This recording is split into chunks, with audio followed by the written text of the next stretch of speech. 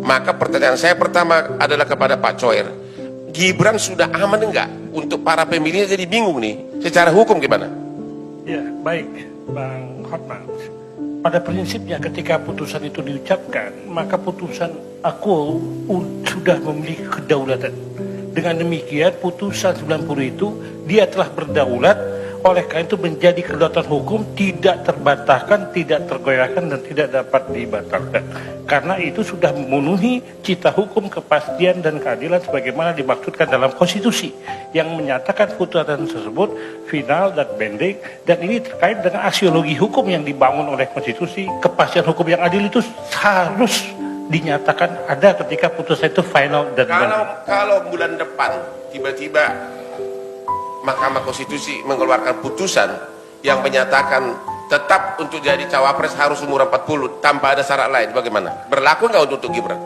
Tidak berlaku untuk pemilu saat ini, tapi untuk pemilu yang akan datang 2029. Karena putusan 90 sudah menjelma untuk pemilu sekarang. Sudah menjadi hukum. Sudah begitu, berdaulat ya. Sudah sesuai dengan. Jadi menurut Bapak Gibran sudah aman sebagai cawapres? Aman, dalam pengertian tidak ada lagi upaya hukum untuk membatalkan itu. Terima kasih Pak Margarito. Gimana komentar Bapak, ahli hukum tata negara juga nih? Apa itu, Bang? Apakah Gibran sudah aman secara hukum sebagai cawapres? Ya aman lah.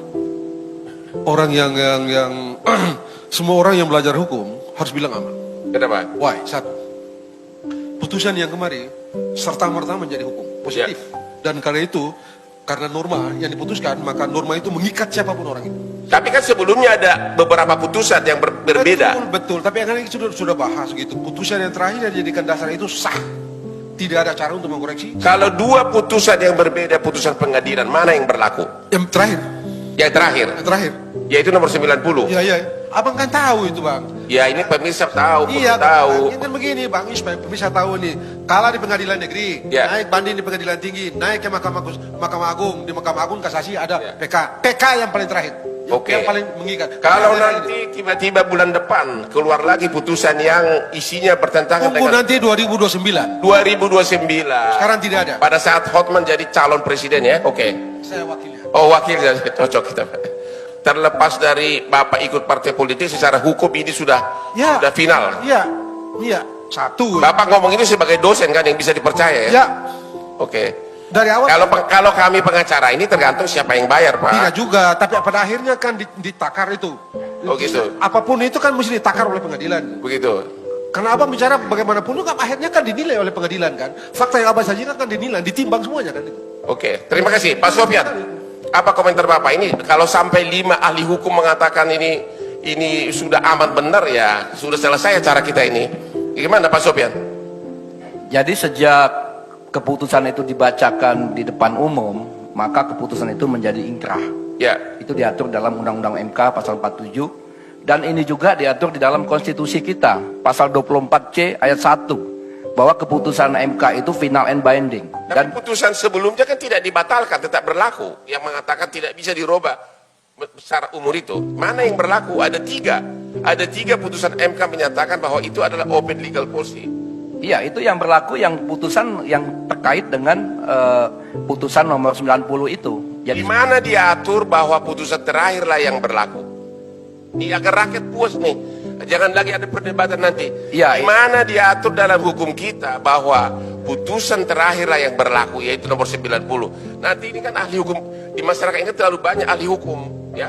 Di mana diatur? Jadi itu ada azas hukum ya. Kalau hukum yang mengatur yang sama, maka yang terakhirlah yang berlaku. Nah, sudah itu saya sambung lagi. Ini diperkuat juga di samping di konstitusi kita bahwa MK itu keputusannya final and binding, juga diperkuat di pasal 10. Bahwa keputusan MK itu final dan mengikat. Nah, jadi terkait dengan keputusan 90 MK 2023 ini merupakan final dan mengikat. Terima kasih. Jadi menurut Bapak Gibran sudah aman sebagai cawapres? Aman. Oke, sekarang kepada Profesor Dr. Puyono. Gini loh, kan yang bikin putusan itu yaitu Pak Anwar sudah ditindak. Kalau orangnya sudah ditindak dianggap salah, masa putusannya benar nomor 90? Mana yang benar? Baik, jadi dalam rule of law itu kan kita mendasarkan pada negara-negara rule of law itu kan mendasarkan pada norma.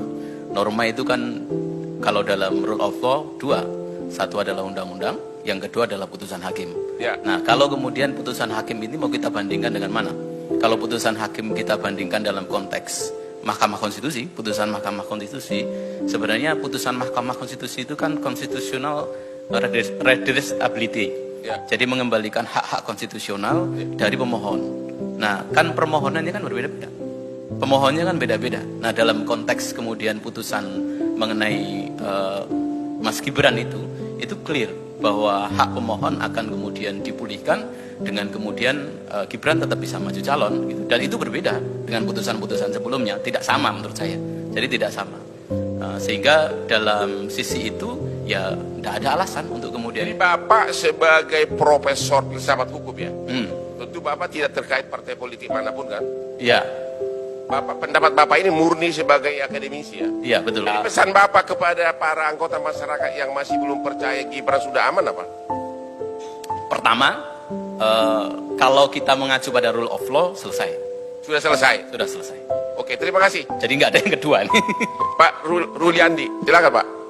Ya, jadi kalau putusan 90 ini jelas final. Karena konstitusi kita itu jelas di pasal 24 itu putusan MK terkait pengujian undang-undang sifatnya final.